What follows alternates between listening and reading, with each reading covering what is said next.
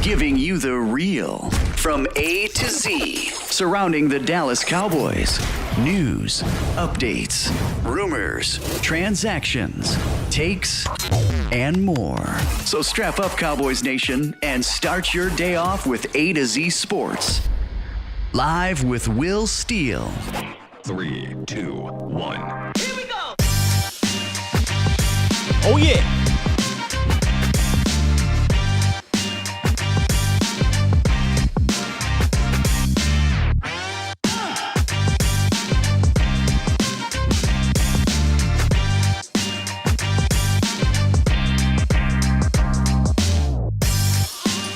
Good morning, good people. Welcome to A to Z Sports Live. I am your host, Will Skywalker Steele. Boom! Welcome. Today we have a jam-packed show. Of course, we're going to break down the 53-man roster, the first 53-man roster breakdown. And we'll tackle a certain quarterback. His name is escaping me. He got released yesterday. Oh, Cam Newton. We'll talk about Cam Newton. And we'll get to the morning roundup, which has a very interesting story in it that we didn't talk about a couple days ago, but it's hard to escape it now if you haven't been following this made-up school. But lots on the plate, and we also have a very special guest coming back in to give his opinion on Cam Newton, and that is one Darius Butler, friend of the show. Can't wait to get him in here because he former Patriot. So we're going to hear what he has to say about Cam and possibly being in Dallas. But I'm not going to start off the show with Cam. I want to start off the show with y'all. What's going on, Cowboys Nation? Good morning. You know how we do. We like to bring it in with a little bit of energy, get everybody going. Do you guys got your cup of Joe, if it's cup of Joe, water, whatever it is? Get it and let's go. That's like a Mark Holmes sip right there. I had to take a little sip of that right there. Let's get into this chat, though, to see who is in here already. We have YouTube is in the building. Facebook is competing now with y'all, YouTube. They're in the building very much so. So shout out to you guys over on Facebook. But AJ Torres, Malachi, Trey, shout out to you. Bowser, my lady Michelle, Aaron, Matty O, Professor O is what we call him. Look out for some cool stuff we got going with Professor O. Special K, Adam Mack, Aaron Lewis, Mark Felix, KD, a.k.a. formerly known as Swaggy P. How you doing? Facebook in the building, Samuel Cooper. Thank you for joining us. Dave, Aaron, C. Burleson, and the many, many more. Dave Moore, Lord Nova, just everyone that's coming through and will be through. And if you're running this back on the podcast platform, Spotify, Apple, Google Cast, thank you for listening.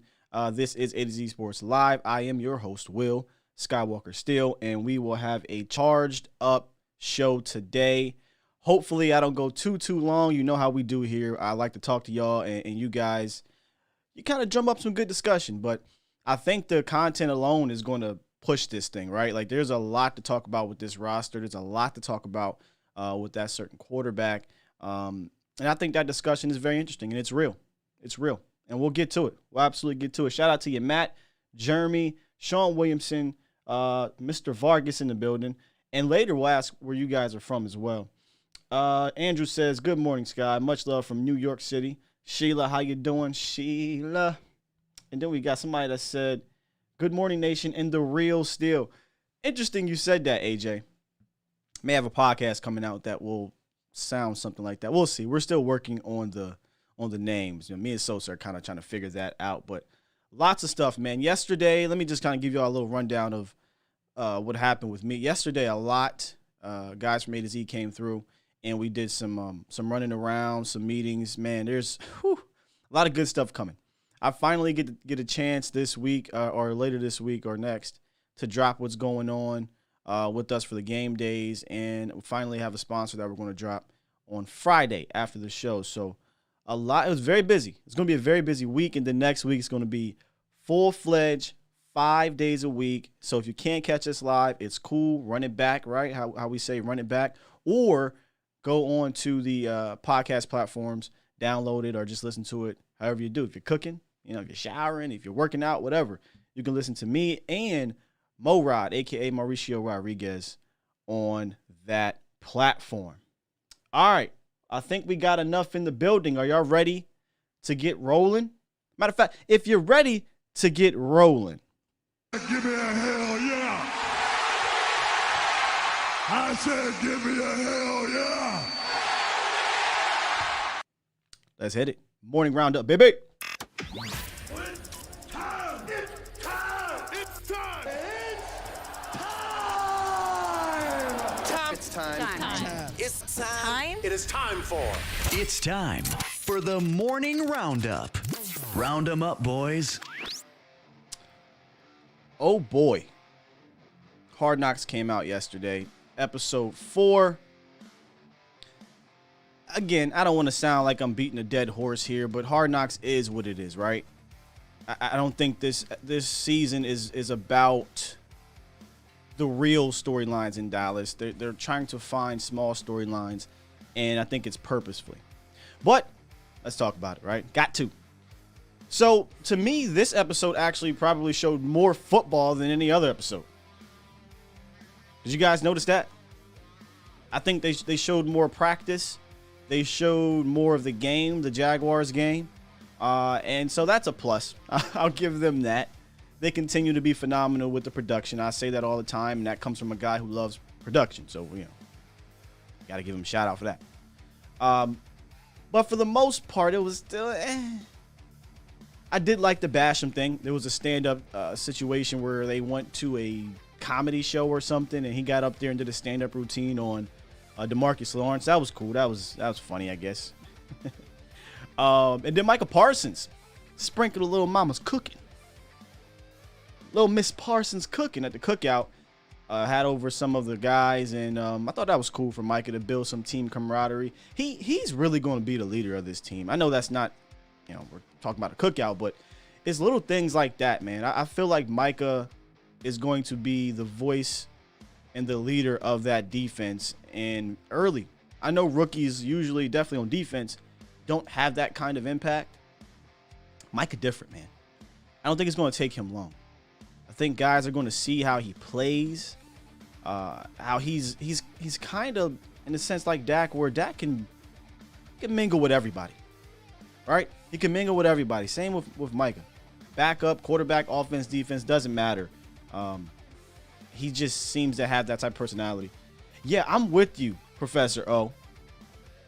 Listen, Aiden Durde might be low-key the winner out of Hard Knocks so far. Like, I really like his coaching style.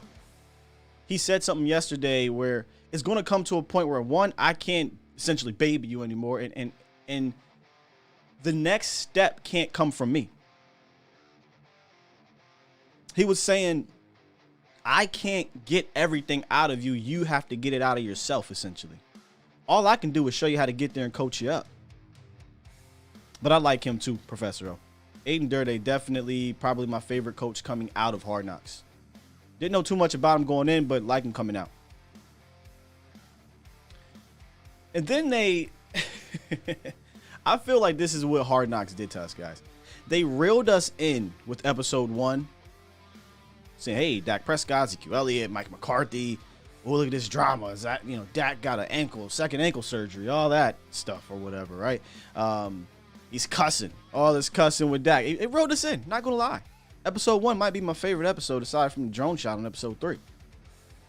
But since then, it's clear the focus is on Isaac Alarcon, Azur Kamara, and Jaquan Hardy. Like, they've been the focus of the last 3 episodes.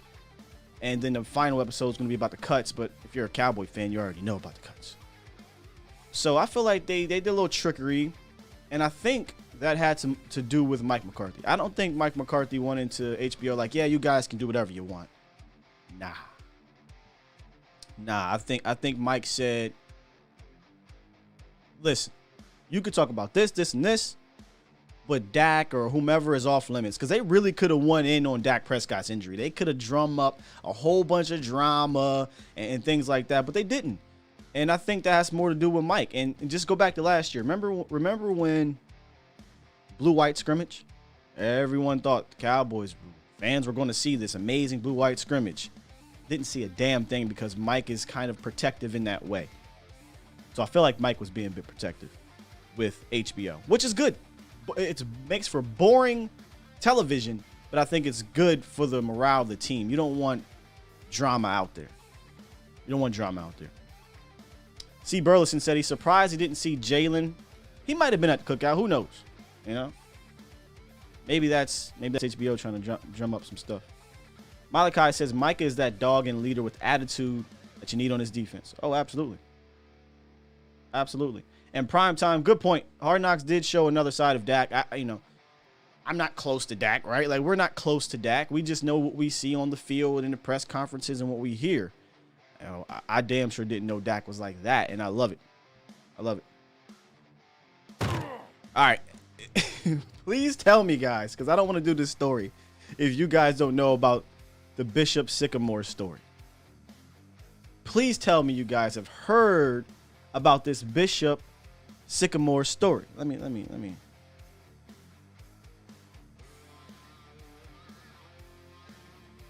Have you guys heard about this story? Seriously. It's wild. So I'm gonna try to I'm gonna try my best to explain what's going on with Bishop Sycamore. So they're allegedly, we know they're not now, a high school team, but they're not really a high school team.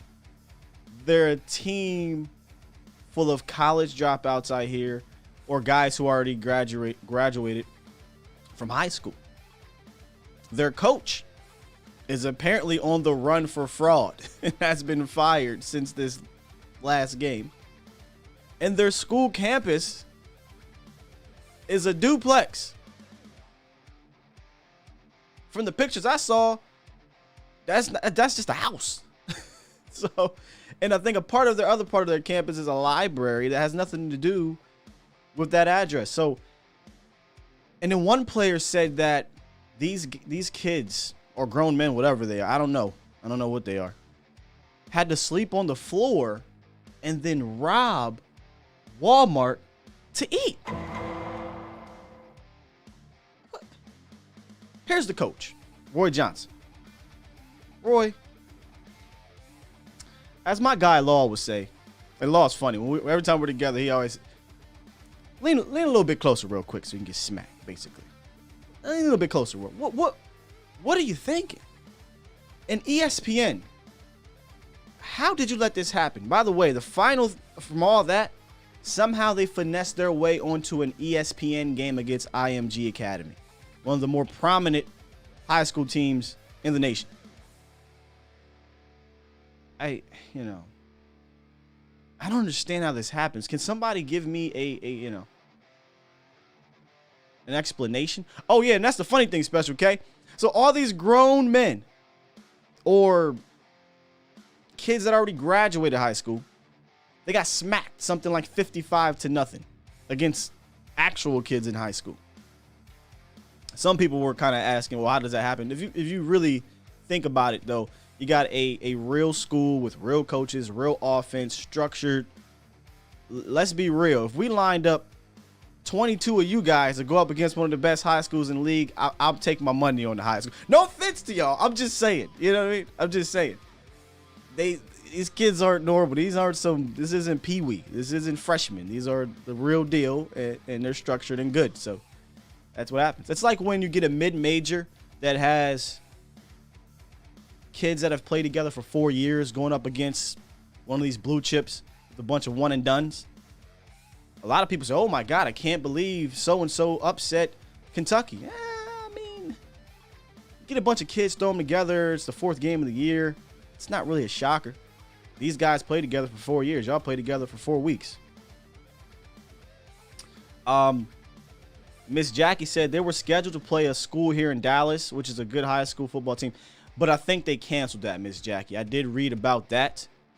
I think because of what's going on, 4 high schools dropped out of this entire Bishop Sycamore ridiculousness. Yes, they did. They did get washed, Mike.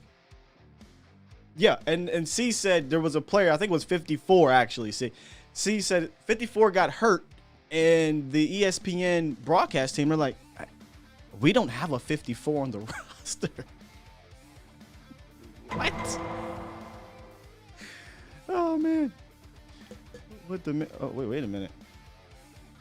Is there breaking news? Don't play with me here, Patricia. Patricia on Facebook said, "What the heck, Cam a Cowboy now?" Hold up. See, I know I go straight to Twitter to see. I think maybe you're just saying that. I don't think you mean that, right, Patricia? Like, Cam's not a Cowboy just quite yet.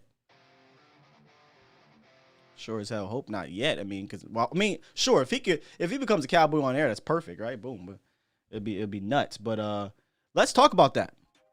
Let's get into that, because in a couple minutes I got my guy coming through, and we'll dive into that from his professional opinion. But yes, Cam Newton, the final roundup story, has been released by the New England Patriots, which to me, I'm not going to lie to you, it came as a shocker. I wasn't prepping. I was getting ready to go head out to the meeting, and I get the notification as the rosters are breaking down that Cam was released.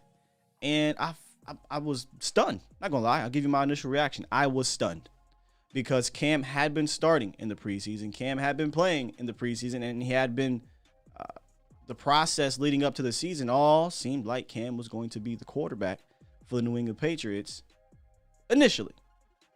Not necessarily forever, right? He's always been a bridge, but initially. So, I need to hear more of what it really was. I have my opinion. I think it lines a little bit with DB's. I don't know that was all necessarily about play. Just be honest with you. So let me kind of get back into the chat here and see what you guys have to say about all of the morning roundup stories. Looks like Miss Williams says Hard Knocks was good last night still. It was better.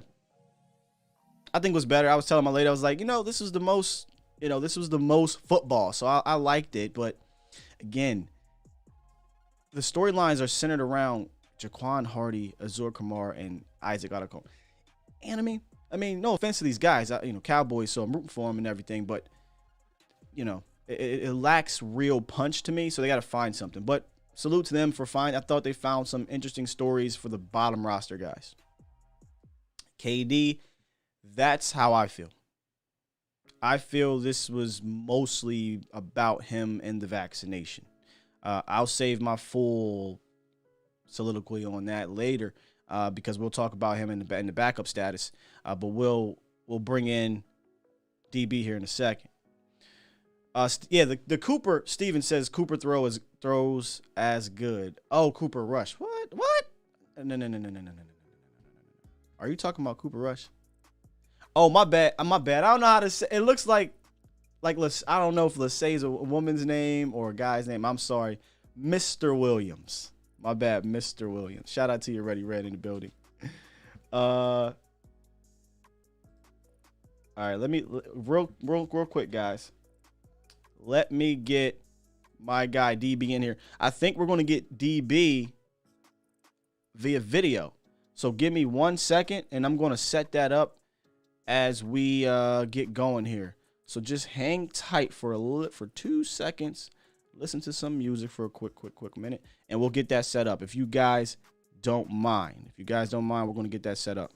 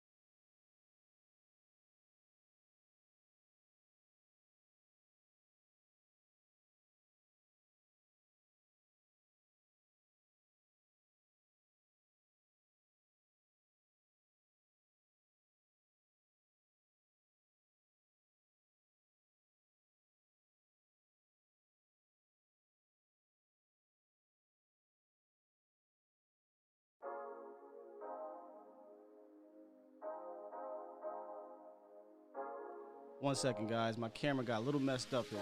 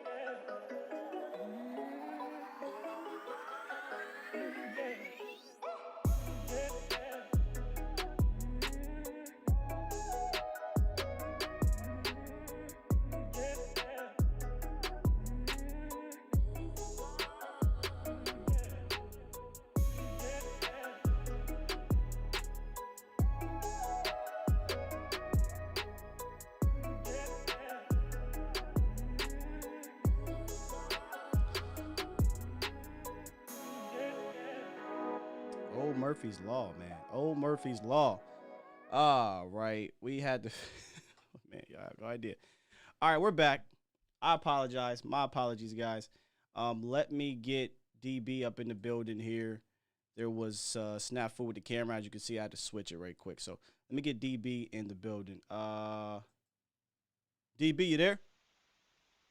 Yes, sir. I appreciate your holding, brother. It was a snafu trying to set up that video and threw everything off, man. Yeah, I'm having issues with my internet and cable right now. I don't know what's going on right now, man. It's all good, man. We made it through. We got you here. Like I said, I appreciate you joining me. If you guys don't know, this is Darius Butler, former NFL veteran, 9-year pro, Pats, Panthers, and Colts, and the co-host of the Man to Man Pod. Appreciate you, dog, for coming through. Hey, appreciate you for having me on again. Now, I saw that you had some strong opinions on this Cam Newton situation. And down there, or up there, really, in Boston, they're trying to spin this as he got beat out, flat out by Mac Jones. What do you think, though, DB? You know, I mean, you take the reality is you take a quarterback in the first round. You know, obviously Mac Jones is super talented, and it's only a matter of time until he was their guy. He's obviously going to be their future at the position. You know, Cam being on a 1-year deal, you knew, you know, at some point, you know, it's going to be a change in the guard there. So it will make all the sense in the world for the Patriots to have Mac Jones in that starting position if it's even close because of that. You know, the offense they've been running, you know, for years under Josh McDaniels, and 2 decades with Tom Brady, and obviously Mac Jones fits more in that mold. I think day one, week one, Cam Newton will be the better quarterback. But for all those other reasons, it makes sense to go with Mac Jones. And Mac Jones, from all accounts that I always tap into the local reporters, right?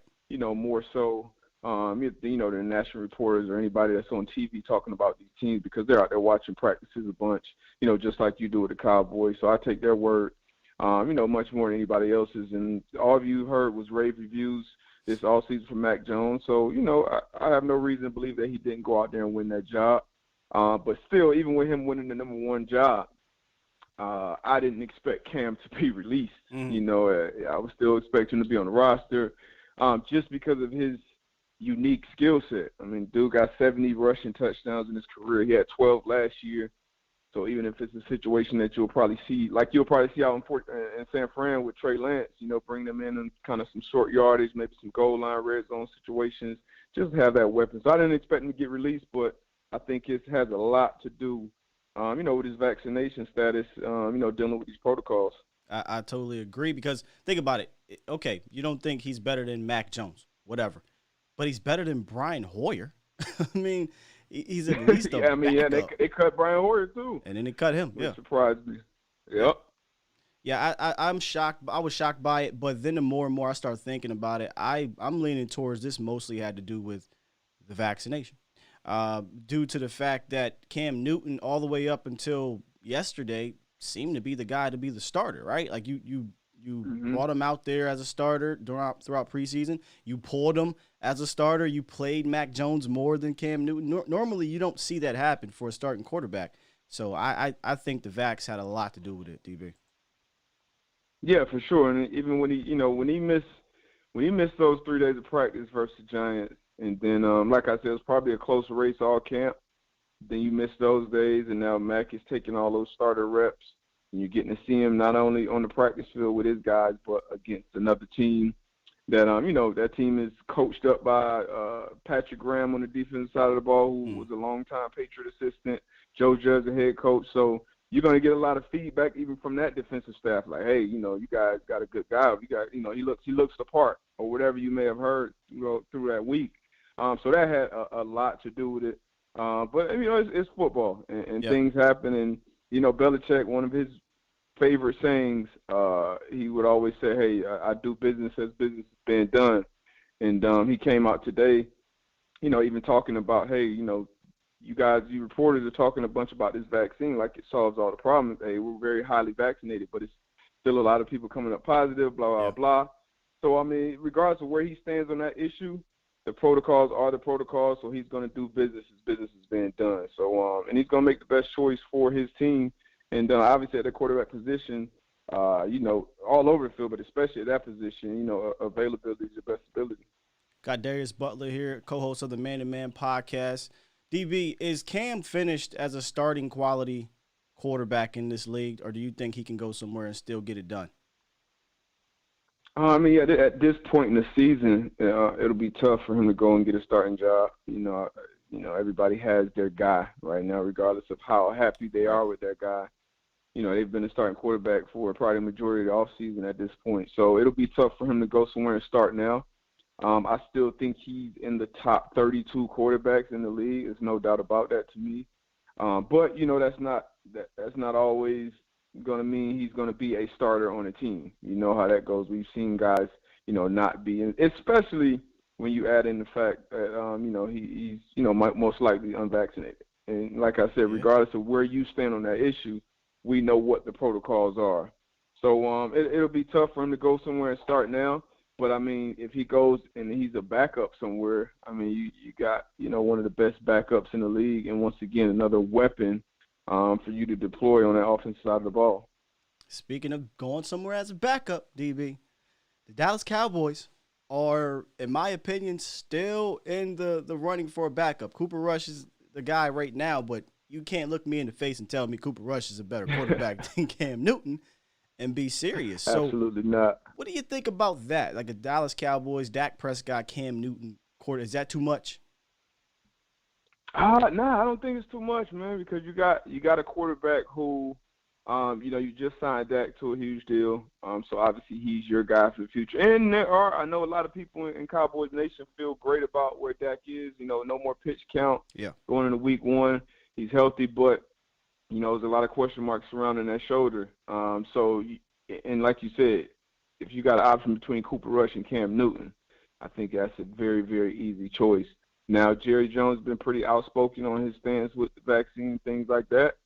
So that could potentially get in the way. But, it would make complete football sense to have a guy like Cam. And Jerry Jones, he's all about headlines and selling tickets in the story as well. So, Cam is kind of built for, that type of market. So, that'll be crazy. It'll be a dope situation if it happens. I think it's a good spot for him to end up. And, like I said, the injury with Dak, if you are in a situation where, hey, we're on, it's 3rd and goal or something, you get into a heavy package to have Cam and Zeke back there in the backfield, like that you add an extra blocker in that short yardage run game when you have a quarterback, that you're not afraid to dive down in there in the B or C gap. So it'll definitely be interesting. I think that's one of the spots that kind of makes the most sense right now. I think initially everyone thought, Washington, right? Because Ron Rivera, reunion, they really don't have a quarterback. Fitzmagic isn't really the guy. But then you start remembering Ron Rivera may be the most outspoken coach about the vaccines.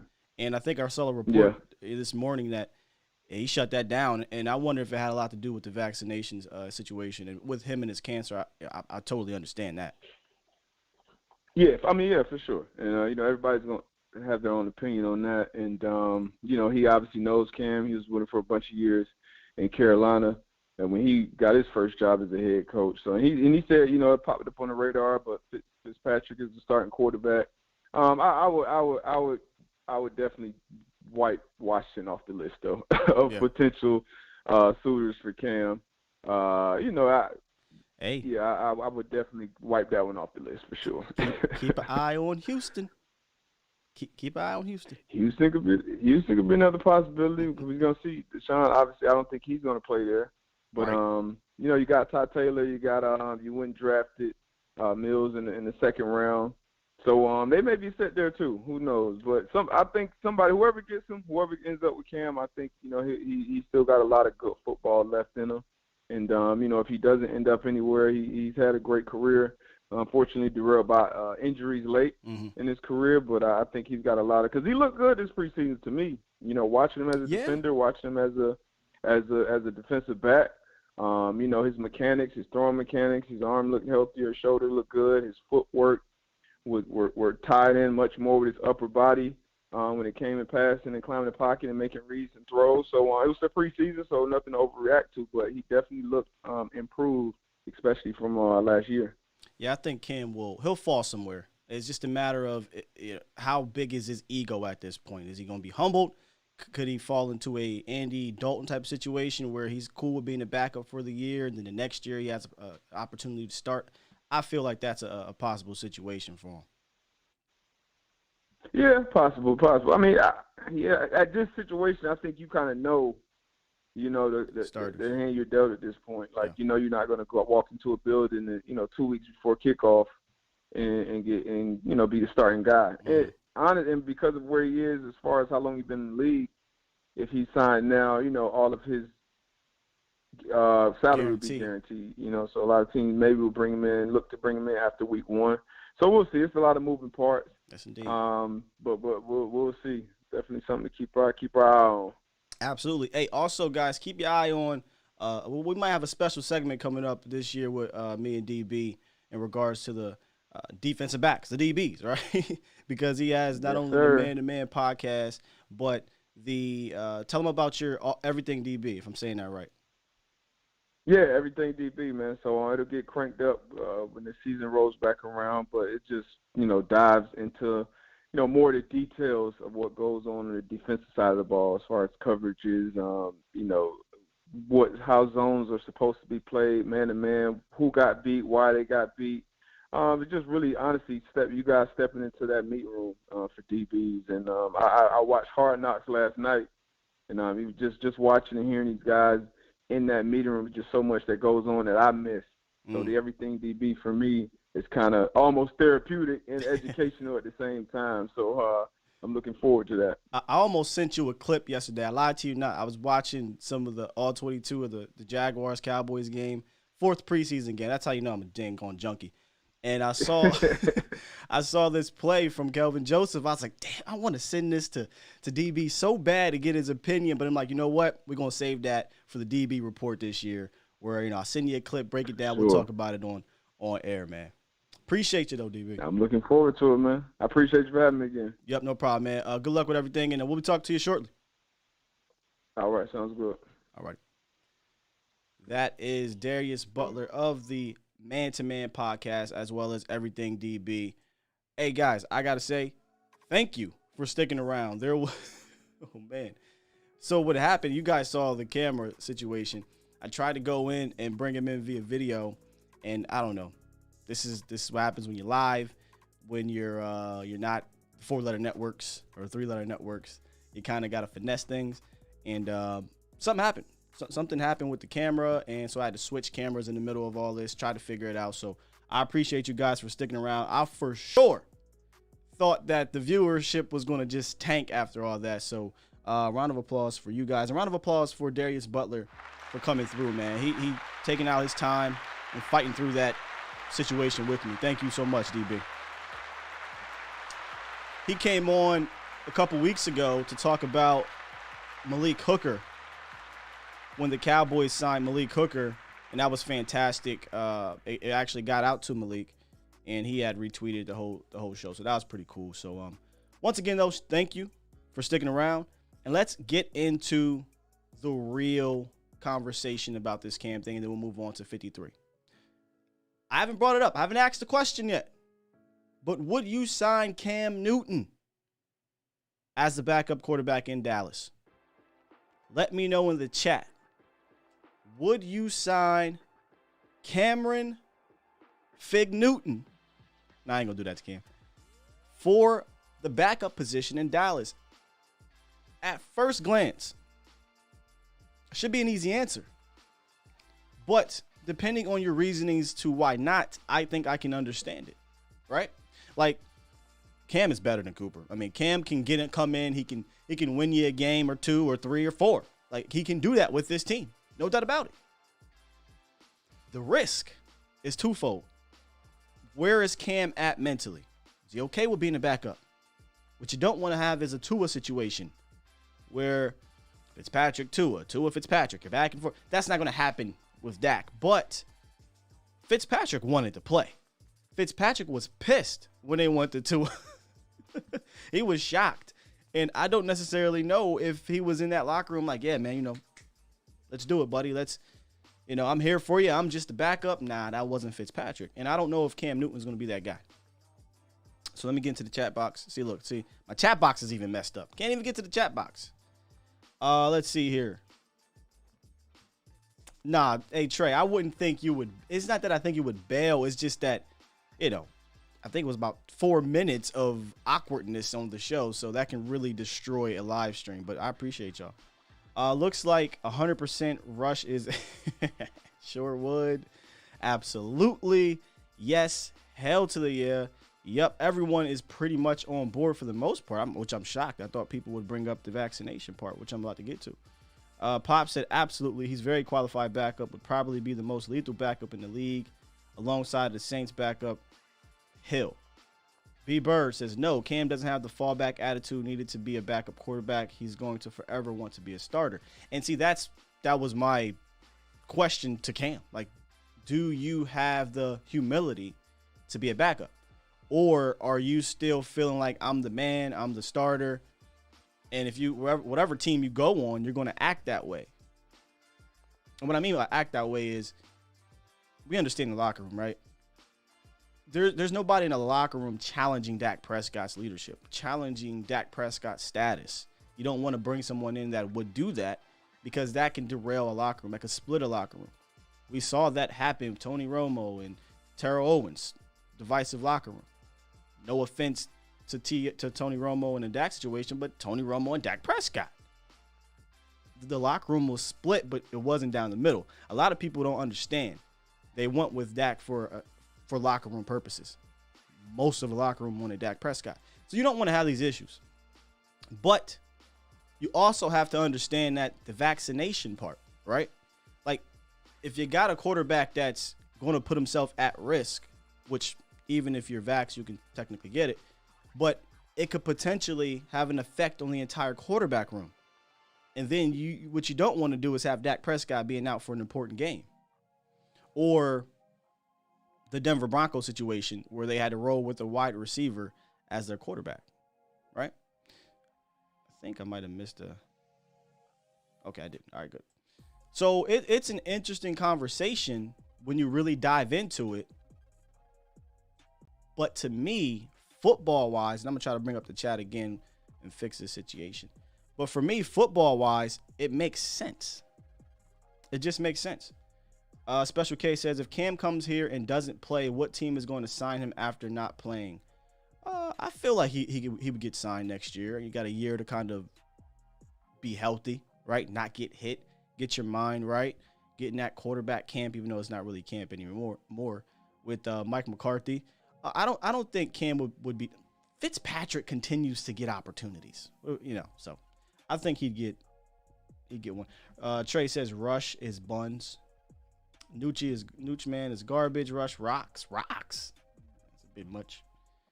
Mike Harris says Pittsburgh will sign him. That would be a good spot, but don't they have like 3 quality backups? That's my spot, AJ. Texans. I feel like the Texans would be a nice fallback spot for Cam Newton.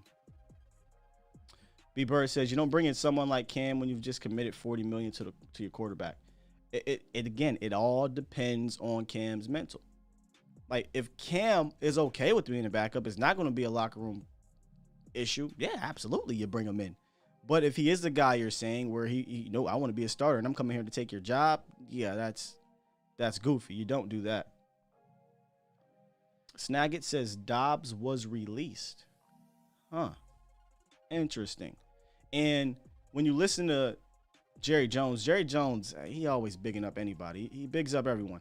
But he said it would take a lot for a quarterback on the market for them to want to sign a backup over Cooper Rush. Like, he loves Cooper Rush for some odd reason. But I normally don't listen to Jerry. Y'all know I don't come on here and I talk about what Jerry had to say, because Jerry, he's more of a mouthpiece now, in my opinion, in regards to this team. And I hate to say this, but sometimes it just doesn't make sense. Like, he talks about Brandon Whedon being great. Dorrance Armstrong was great last year. Now he's bigging up Cooper Rush. I don't need to listen to Jerry. I'd rather listen to what did Will McClay say. What does he have to say? That's what I want to listen to. Okay, so Professor O said Dobbs was not released. He was on IR. All right, so that's the Cam Newton discussion. It's an interesting one. I wonder if they will roll with it with Cooper Rush, or they will go out there as a Will Grier, I think, was out there, the big name that popped up first, which, I mean, I guess he's not spectacular. But Cam Newton, without a doubt, is the most valuable backup right now. Doreen Johnson from Facebook says, is he coming? No, but the Cowboys, according to all reports, are doing their due diligence on Cam Newton, just like any other quarterback, according to the Cowboys. They're going to do their due diligence. All right, guys, let's finally get into this. Oh, and before I go, if y'all don't remember last year, not go, but before I move on, this was Cam Newton in 2020. So, it's not like he that's why I asked the question, is he done as a starting quarterback? It's not like he put out the most amazing tape last year. He's only one of like 4 quarterbacks to throw for less than 10 touchdowns with 15 starts in the last 20 years. I think Derek Carr, Kyle Orton, Vince Young, and Cam Newton. Completion percentage was better. I mean, he's a career 59% completion percentage guy, which is not great. Accuracy is his issue. Accuracy downfield is a big issue. But 8 touchdowns, 10 interceptions, and less than 3,000 yards and 15 starts is abysmal. I understand he didn't have a lot of weapons, but oof. Josh said he's less accurate. He's a less accurate Dak. You know, if you look, Dak is one of the most accurate quarterbacks statistically in the history of the league. Statistically, he's a less accurate. Name another quarterback. He's way less accurate. Dak. He's not even close to being as accurate as Dak Prescott, in my opinion.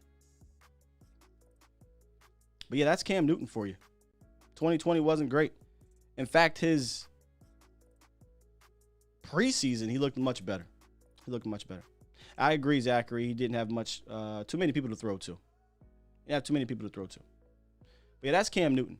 But all right, y'all, are y'all ready to kind of break down this first 53? I call it the first 53, like the first 48. The first 53 because this is not the final 53.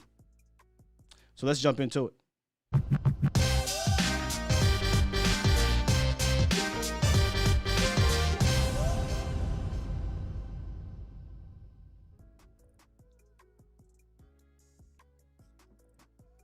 Okay, so you're probably like, why are all these yellow highlights? What's going on here? And what you'll notice is that this is more than 53 people. And here's why I did it this way. Guys like CeeDee Lamb, Noah Brown, Malik Turner, Josh Ball, Sean McKeon, these guys are going to go to IR or they're on the COVID list. So I just wanted to throw that out there before we break down this. Obviously, the quarterback was easy. It was going to be two quarterbacks. We just didn't know if it was Cooper Rush or Gilbert. Gilbert has a better arm. Cooper Rush is he's better mentally, in my opinion. His football IQ may be better. But they're both whatever. We talked about that on Monday. They're whatever to me. I don't think either of them are all that great. So I would still be in the market for a backup quarterback. At running back, currently, it's Ezekiel Elliott and Tony Pollard. But a lot of good running backs were released yesterday. If they decide to roll with three running backs, which from all intents and purposes, that's what they wanted to do with Rico Dowdle. And then he got hurt, and we're finding out it's a hip situation, hip fracture. So you wonder what the Cowboys will do here in the next coming days. Remember, the waiver wire period is today. Will they attempt to grab someone? Will they just sign a free agent? There were some good names that was put out there. I believe the Bucks might have signed a pretty dang good RB3 passing guy. So get ready for that. So at wide receiver, they decided to roll with, in quotations here, 7. It's really 5 because CeeDee Lamb and Noah Brown are on the COVID list. Got Amari Cooper, CeeDee Lamb, Michael Gallup, Noah Brown, Ced Wilson, Simi Fehoko, and Malik Turner. Both made it. But let's talk about why both of them really didn't make it. Malik Turner is likely going to hit IR due to the turf toe, or not the turf toe. Something happened to him in the game. Might have been a shoulder. So he'll probably hit IR. CeeDee Lamb and Noah Brown will be activated back. I don't think they'll cut Simi, though. I think they'll roll with 6. Simi will be an inactive on game days. And that's how they'll operate. Malik will hit IR, which I wonder if it'll be season-ending IR, because if he hits IR to come back, now you're rolling with 7. So it'll be interesting. Good morning, Adrian, and those just stopping by. Tight end, initially, Blake Jarwin, Dalton Schultz, Sean McKeon. McKeon is highlighted because he'll likely go to IR as well. In fact, there is no likely. It's been reported. The 3 IR candidates going into the Jaguars game were Josh Ball, Sean McKeon, and Neville Gallimore, which we'll get to defense later. So Blake Jarwin, Dalton Schultz. Once McKeon hits IR, you wonder if they'll bring back Sprinkle, or they'll hit the free agent market. I wonder what they'll do there. And then offensive line was another one that wasn't sure what they would do with guys like Brandon Knight. They did shop Brandon Knight. Tyden Secchi, I think it was a given he was going to be on the team because he didn't suit up for the final preseason game. But you got the starters, Tyron Smith, Zach Martin, Lyle Collins, Tyler Biadasz, and Connor Williams, who I didn't highlight, I should have. He's also on the COVID list.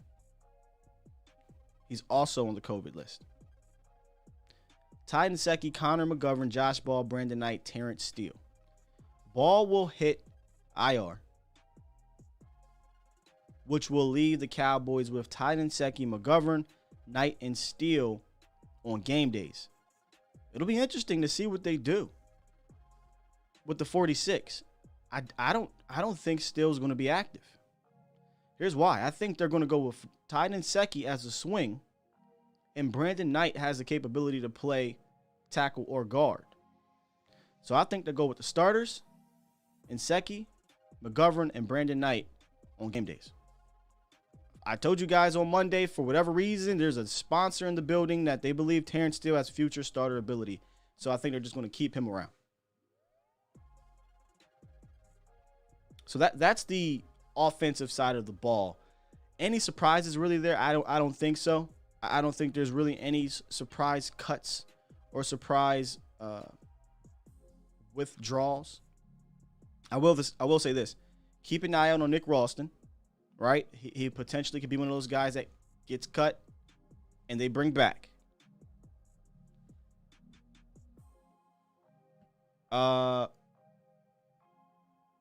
E. Trejo, if I'm saying it right, says, I told you Simi would make the team, bruh. For some reason, they either seen something or knew that he would be picked up off waiver. Well, he's a 5th round pick. Figure he probably would be picked up off waiver. We talked about that. We said if they cut Simi, the odds of him coming back are slim to none because there's teams that like him. Guarantee you the only reason why he's on this team is because he's a 5th round pick and that he could be picked up because he did absolutely nothing deserving to be on the team. So it's all about the draft status. And that's fine. It's a young kid. I didn't expect him to come in here and do anything year one. He's not going to dress probably a single game barring injury.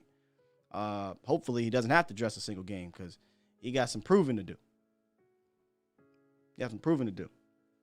Hamilton was a surprise cut. Yeah, we're about to get to the defensive side of the ball here in a second. The defensive side of the ball, again, had a few interesting things, but nothing I don't think out of the ordinary. I would say this. The long snapper was cut, but again, the Cowboys essentially have like 7 spots technically up that they can slide another person in due to the IR and the COVID situation. Josh said, I like seeing Smith tell Alarcon to get nasty. Yeah, he'll be back, by the way. So Alarcon wasn't on there, but he'll be back due to the, I believe it's the International Partnership Program with the NFL. So he's allowed to be on the practice squad. So if you liked Alarcon, he's sticking around. Sticking around. Stephen White says, if our lines are awesome, the rest of the team will look like stars. Yeah.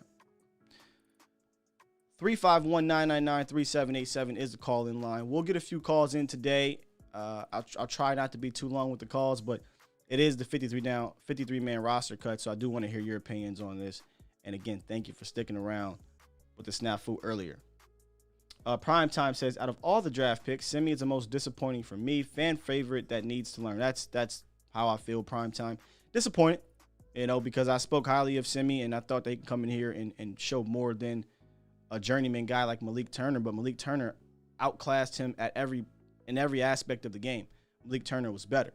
But Malik Turner has a one-year contract. Simi has a 4-year contract. Malik Turner is not a draft pick. Simi's a draft pick.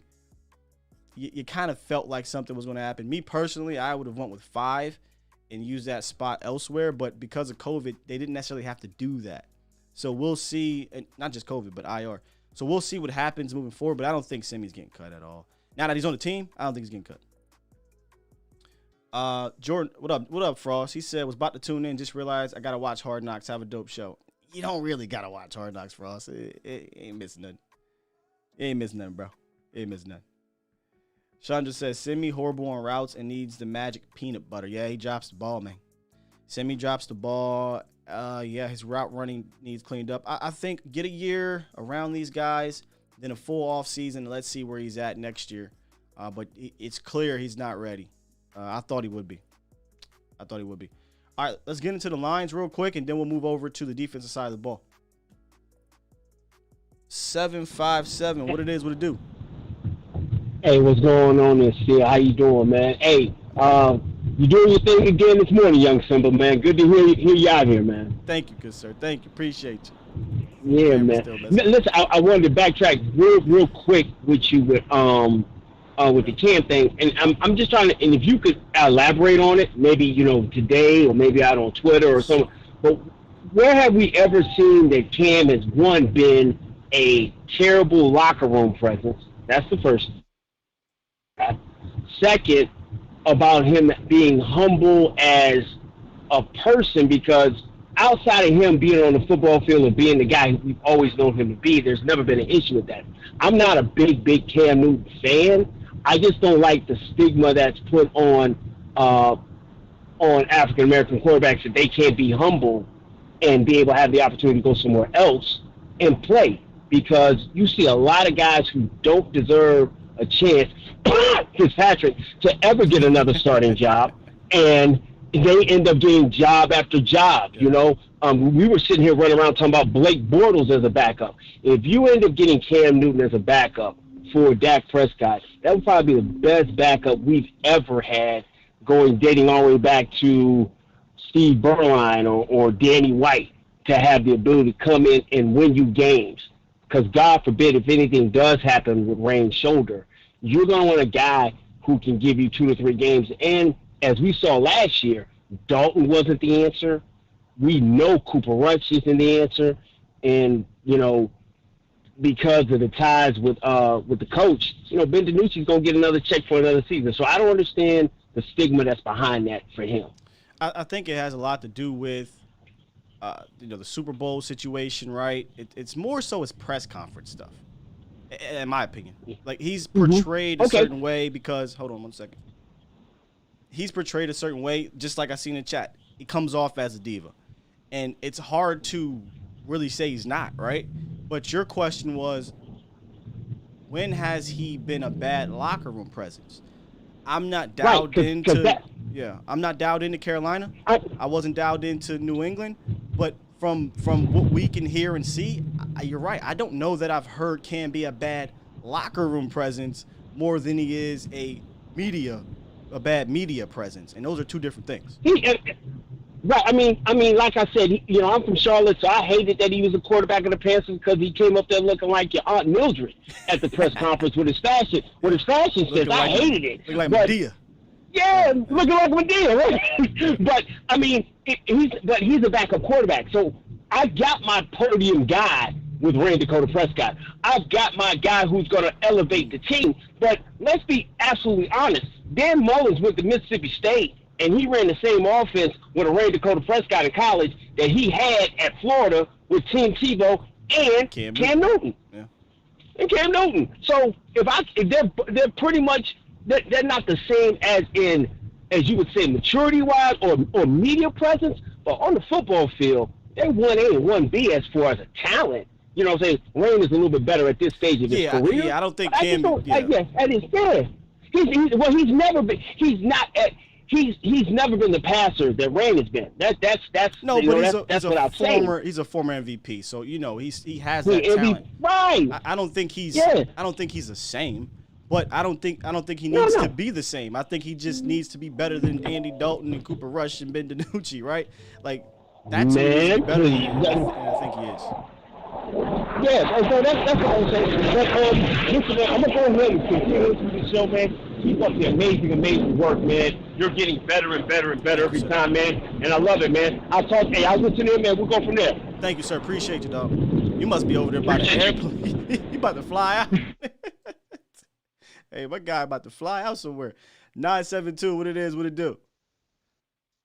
Hey, what's going on, man? It's Matt. How you doing today? What's up, Matt? I'm good. I got to preface it. Hey, which Matt? Listen, all right, just calm down. I'm going to start calling you. I'm Tater. What's up? I ain't that South Florida crazy Jalen Smith loving man. That ain't me. Just say Matt from not South Florida. Then we get to go. Then I can prepare myself. I'm Matt. Dallas born and raised, baby. So, anyways. All right. I think there's been a lot of really interesting roster moves. I'm still not sure about a lot of them. Which ones are you not sure about? So I don't even see the point of keeping people like Kamara on the roster right now. if we release him, is he really going to get picked up by somebody? Like, what's the point of even using him as a roster spot? Remember on Wednesday Monday, my days, man. On Monday we talked about I left Kamara off the roster, but I left a little caveat. I said, but he may make it because of the special team situation, and I got that from Bob Sturm.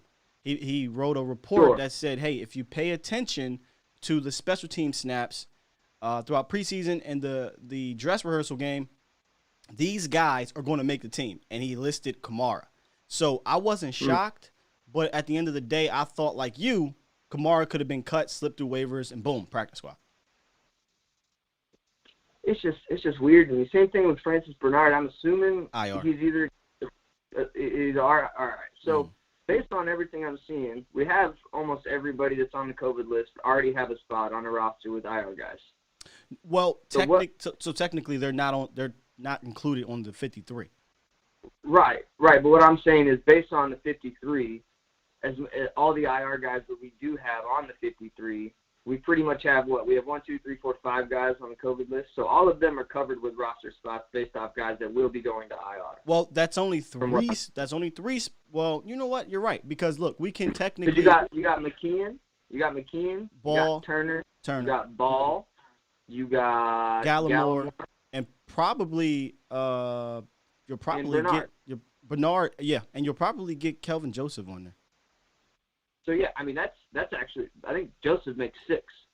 Yeah. So you got an extra roster spot, which I assume is, I mean, they're going to sign the long snapper back, right? So that's a roster spot this guy get taken up. So I mean I think as crappy as COVID is, as shitty as it's been to everybody in the world, I think it's been really helpful for making rosters this year. I'm sure the whole NFL is seeing that. But yeah, same thing. I think the biggest surprise of the whole roster is that we got to keep Simi Fehoko, man. I just don't get it. I don't see anything from him. I saw more from people that we cut that were wide receivers, and I just think it's weird. I think it's them protecting the draft picks. They had to think that Simi would be picked up, and based off of their knowledge with relationships with other GMs around the league and scouts, I'm pretty sure they knew a few teams that would pluck Simi. Now the question becomes, do you care if they plucked Simi, or are you one of the guys who believe Simi has something, in the future, so you don't want to risk it? And it's clear the Cowboys didn't want to risk it because, like you said, he did nothing deserving of making the team.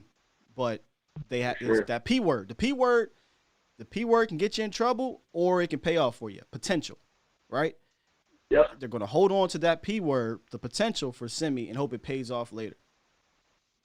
Yeah, you can see how much potential our backups have had and what we've been told about them and quarterbacks. So I don't know if I trust the Cowboys' potential eyes right now. Well, he's got potential.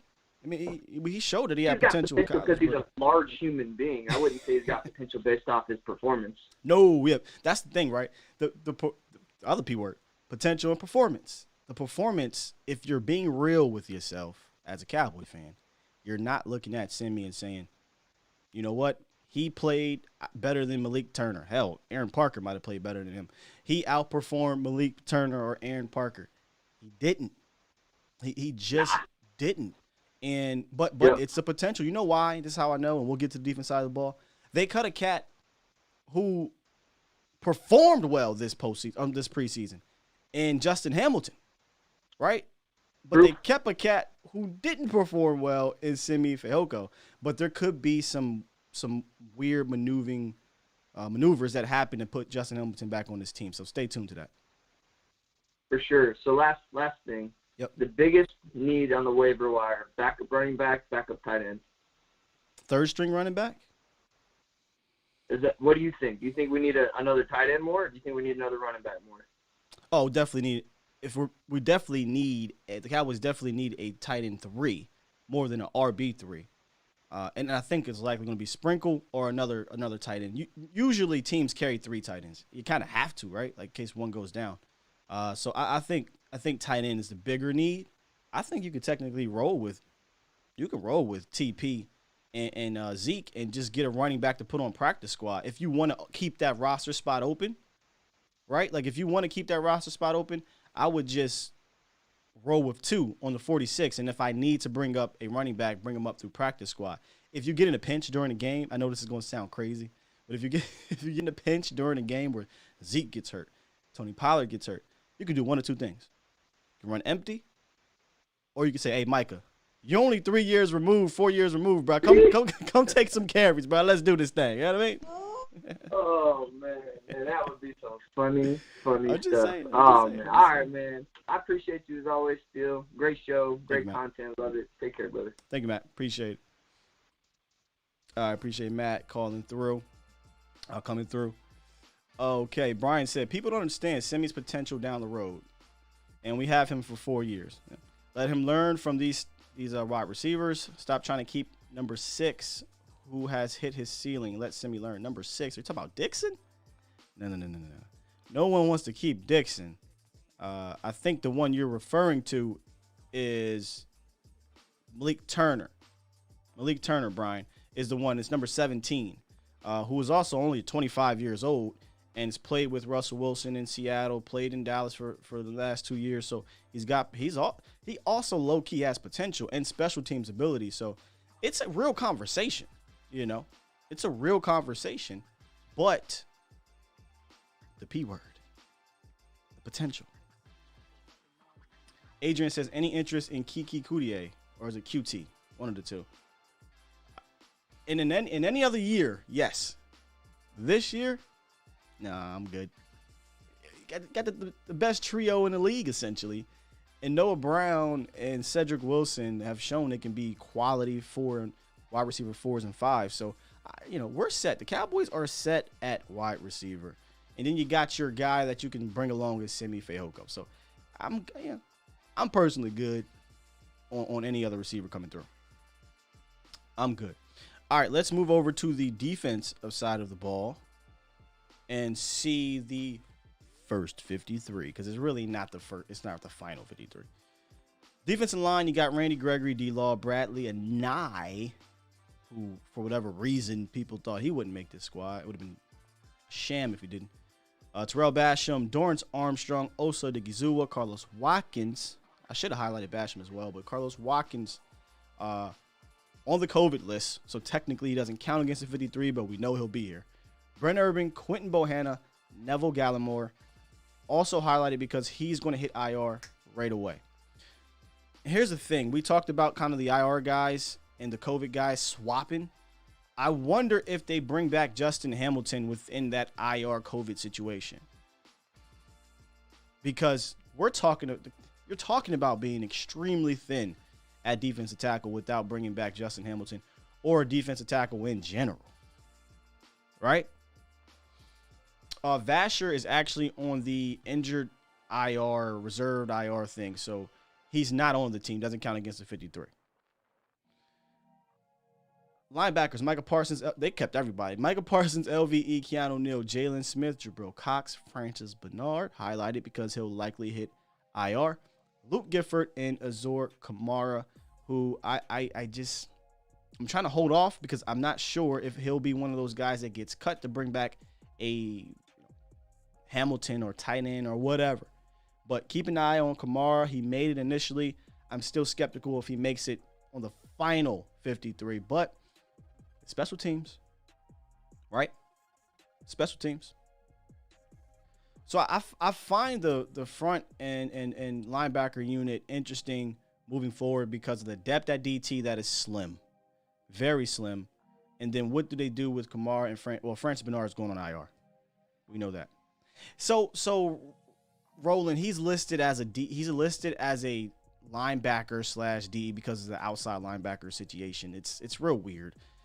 We can move him to the D line, but he's listed as a linebacker as well on certain sites. It's one of those things where you look at Brent Urban, he's listed as a defensive end, but he's a defensive tackle. Same thing. I think ESPN lists Neville Gallimore as a defensive end. We know he's not, though. We know he's not. Yes, DJ Dog 31. I'm sorry, I did not include him here. That is my bad. I should have included him here. Golston. Chauncey Golston is off the PUP list. He passed his physical. He's now part of the 53. But I don't think they're going to IR him. I think Chauncey Golston is just going to be a guy that is inactive for the first 3 weeks, maybe. Can't have him inactive too long because it's going to be needed with Neville Gallimore out, and who knows what they do at defensive tackle. So that's my apologies not putting Chauncey Golston up here, but good news, he passed his physical. The other part of that news is he's likely not going to play. You can't possibly ramp him up in the next 5 practices to get ready to play against the Tampa Bay Buccaneers. So I mean, I'll be shocked if he's out there dressing and playing on next Thursday night. So thank you for bringing that up. Chauncey Golston is on the 53. We'll see what they do with him today, tomorrow. Yeah, Jacob, that's what I'm saying. Yeah, you can't IR him. He passes physical, which means he's healthy. Right, which I'm saying is he's not going to, in my opinion, just my opinion, I don't think he's going to be available the first 2 to 3 weeks of the season to have him as an inactive because he may just not be ready. When you miss all of preseason, all of training camp, right, the odds of you playing week 1, week 2 are very slim to none. So I think you'll just see him being active. You can't do anything else with him. So he's on the 53. He's on the 53. I'm just overhyped. My guy Israel Mukuamu made the roster. Yes, let's take a look at the DBs. Let's take a look at the DBs. Trevin Diggs, Anthony Brown, Jordan Lewis, Maurice Kennedy, Kelvin Joseph, Nashawn Wright, CJ Goodwin, Donovan Wilson, J-Ron Kearse, DeMonte KZ, Malik Hooker, Israel Mukuamu. The name you don't see on there is Darian Thompson, but I also have a feeling he's going to be one of those vet cuts that get brought back. I just got a feeling that's going to happen. Kelvin Joseph is highlighted because, remember, we talked about on Monday, got that groin injury. Don't think he'll be ready for the season opener, but according to Todd Archer, he's in discussion for him to be put on IR, which means he'll be out for the first 3 weeks of the season, which means Maurice Kennedy will probably get those reps. So it could be, and I said this on Monday, Kelvin Joseph's trajectory right now, and I'm not saying he's Cheeto, I'm just saying it's eerily similar how their careers have started, right? Second round picks, Cheeto second round pick. They both were 24. They both starting the season off injured with a groin. They both are, playing that oppo cornerback position to be counted on, and shown some signs of the similar situations where the ball's around them, but they just can't quite disrupt it. Not saying he's going to be Cheeto. A lot of people in the last episode was like, Cheeto already? You think he's going to be? Number one, Cheeto wasn't a bad cornerback. He wasn't a bad cornerback. He wasn't what we wanted, the Cowboys wanted as a second round pick, but he wasn't bad. Number two, it's just the way they're starting their careers. 24, second round pick, groin injury. It's just very weird, very weird. So, and then Nashawn Wright also made the team. I think he'll dress. I think most of these guys will dress. Now, you talked about it here. You're hyped that Israel Mukuamu made the team. I think a lot of Cowboys Nation is pretty excited that Izzy made this squad because I think he showed that he can be a potential. I don't want to say that. It might be too much. I think he showed that he has potential to be a part of this defense moving forward. I'll leave it at that. I don't know that he's ready to be a starter, but in the future, guys like Kearse, KZ, Hooker, they're all on 1-year deals. So, and Israel Mukuamu is the only guy on a 4-year deal. So you got to have a guy that you can, in the hole, that you can get ready to slide in there. So I'm glad he made it as well. Hoxton says, agree, boss man is not a finisher, not aggressive enough. He has a lot of work to do.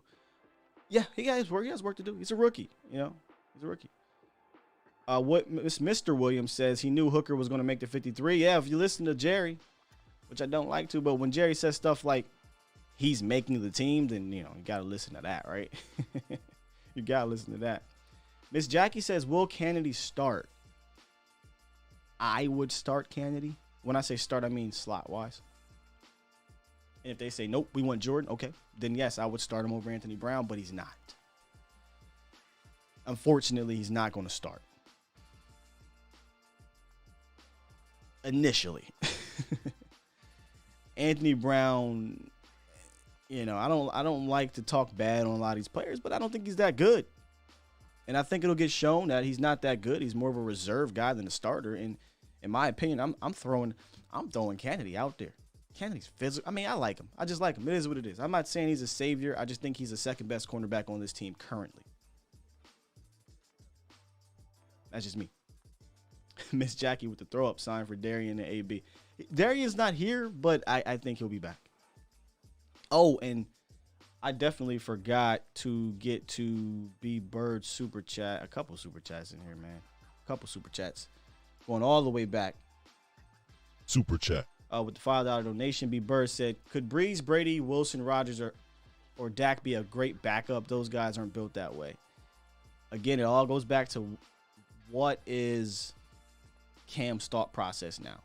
Because it's over. It's likely over for Cam as being this amazing starting quarterback. So if Cam is okay with, he wants to play football because he loves football, wants to be in the locker room, wants to have the possibility of playing again, then yeah, you step in as a backup and you just roll with it. Just roll with it. But we'll see. We'll see. Frankie, my guy Frankie, I believe over on Super chat from Twitter, but he's over here. We have got to stop wasting talent and the players' contracts. If that goes down, we need a plan B. Sign Cam or Foles. And coaching needs to adjust better when injuries happen. The best make it work. Yeah, that was an issue with the previous regime, right? Anytime there was an injury, I used to say this all the time. Jason Garrett was good with his horses. When he had his horses, everything's great. The minute one of those main horses got knocked off, Jason Garrett's real coaching ability started to show. And he could never pull it through. I will say this. Last year was come on, guys. Last year's probably the worst year to evaluate your coaching staff in totality because of the way the injuries happen. I mean, good gracious. Not only do you lose your quarterback 1, you lost your quarterback 2, and then you were down to tackle 5 and 6, and then your center retired on you, and then you lost your all-pro guard. I mean, then you lost your all-pro running back. I mean, it was just, and then you had an all-time terrible defense. So I hate to give mulligans, but I mean, I can't fully say, you know what, I'm going to take that year and I'm going to evaluate you, Mike McCarthy, and hold you to that season. Can't do it. Can't do it. That's an anomaly. I highly doubt all those things are going to happen again this year. I highly doubt it. And if they do, then damn it, Cowboys they just cursed. I don't know what else. All right, guys. Roland says, as much as I hate it, I'd also love to see Cam go to the Giants and take Danny. Well, I'm not going to say that, but Danny's job might be the best bet to start again. I don't know. I feel like New York, they love them some Danny Dimes. I'm telling you, Houston would be the most ideal spot for Cam to play right now. I mean, not week 1, but sooner rather than later. The odds of Deshaun Watson playing, I don't think that's happening. Uh-oh, what we got going on in the chat? That guy said Brady might determine Anthony Brown's future. Listen, y'all, I'm all for the rah-rah, but I'd be lying like hell if I said I'm super confident in Anthony in this secondary going up against Tom Brady. Really hoping this front 7 gets home. We're going to start breaking down Tampa next week, but really hoping this front 7 gets home. They have to get home. They have to. John says, hey, Sky, looks like I won't be getting those flowers. Uh-oh, what flowers, buddy? Probably something I said in the last show where you said, my bad, these things all come together. Josh said, 2022, we're going to have a young defense. I agree. I think that's why they, not just a young defense, a young team. I think the Cowboys kept all 11 picks for a reason. 8 of them are on defense. So hopefully this is kind of, and I don't mean to do this. I know you're probably going to say, wait, why would you bring up Legion of Boom? But hopefully this is kind of that Legion of Boom type of turnover where I believe from 2011 or 2010 to 2012, they had this turnover in young talent from draft picks that completely changed the culture of their defense. With got Bossman Fat, Trevin Diggs, Hopefully Randy's part of this, but he's not. He was drafted a while ago. Golston, Micah, Jabril Cox, Izzy. Like, these are all young guys that are going to be a part of this transformation on defense. So hopefully we get the same type of turnaround. But if not, I'll take half of that. I'll take half of that. Josh says he thinks that Cox should start over Jalen Smith. It's not going to happen. I think he should play in certain packages more than Jalen Smith. Like, I'll give Jalen a chance. I don't want to just completely throw him off the cliff because he's here. Let's see if he can play well in the 3-4, right? Or play well in running downs. But I would definitely put Jabril Cox in there over him in any passing situation. If there's a two-man, if it's a nickel situation, I'm not rolling out Jalen Smith. Like, give me Keanu Neal or give me Jabril Cox, or hell, give me LVE. Anybody when it comes to that nickel situation. But let's give him a chance. See what happens. If he can't handle it, it's not like you don't have anybody on the team to take his spot. So I'm not going to do the Jalen thing. All I'm saying is y'all know how I feel. Y'all know how I feel. Miss Jackie said Nick Foles looks bad at his last role as backup, didn't he? Y'all know how I am about Nick. If you put Nick in Philly, great. Nick outside of Philly, it's terrible. Could he come here and probably be better than Cooper Rush? Sure. But I wouldn't be so confident that he's going to lead the Cowboys to wins. I feel like Cam can. I feel like Cam can roll with this offense and sneak by a couple wins. I just do. All right, guys. I am about to head out of here. Once again, I really do appreciate you guys sticking with me today. I promise you on Friday and moving forward, this is preseason for A to Z as well. Preseason for the morning show, right? Like, we're getting through these kinks. We're figuring it out. We're working through these issues. I know what to do and what not to do now in certain situations. And I'm one of those type of guys where I don't like to make the same mistake twice. So don't expect that to happen again, right? So keep it locked. Stay tuned. Friday we'll be back. I might have Mo on. I got to talk to Mo about that. We're going to do a crossover show.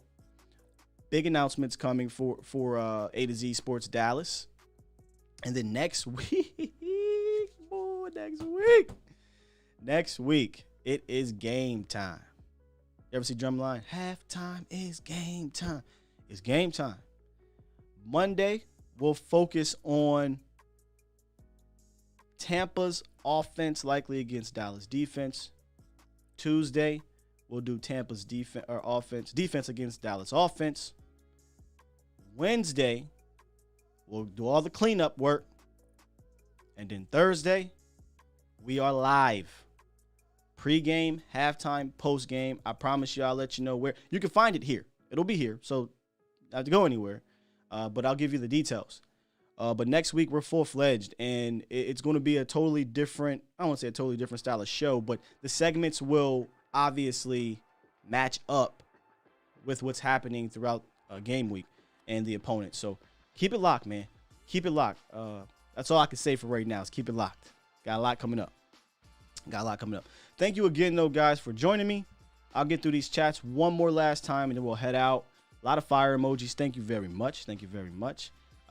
Freddie Red said, why does everybody hate Cam? Not sure. Miss Jackie says, thanks, Skywalker Steel. No, thank you. Thank you for being here. Thank you. Professor O says, make sure to hit that like on your way out. Yes. The Lunatic in the building. The Lunatic. Been a while since you've been here. I know it's an early morning show, but it's been a while. Nice to see you, the Lunatic. Sadiqa said, how you doing, Sadiqa? She says, yes, I agree with you, Skywalker. A to Z Sports Dallas. Give Jalen a chance. Yeah. Jacob says, Tampa only kept 4 corners as of yesterday. If our O-line can hold up to Dak and receivers, should have a heck of a game. We'll talk about that next week. That's where the advantage is at. And also, we'll get Professor O to give us one of his obscured stats. A little hint to what we'll have here. I'm excited for that segment as well, man. I'm excited for that. So, all right, let me go ahead and press this button. Got a lot going on today, so I got to get out of here, guys. Appreciate you for joining me. Make sure you tune in tomorrow with Mo, Rod. A to Z Sports Prime Time, 8 p.m. Central. Then on Monday, A to Z Sports Live with your boy Skywalker. Check out A to Z Sports Dallas.com. All of our articles will be up there. And keep it locked. Keep it locked. Love you guys. Peace. Remember, be kind, everybody.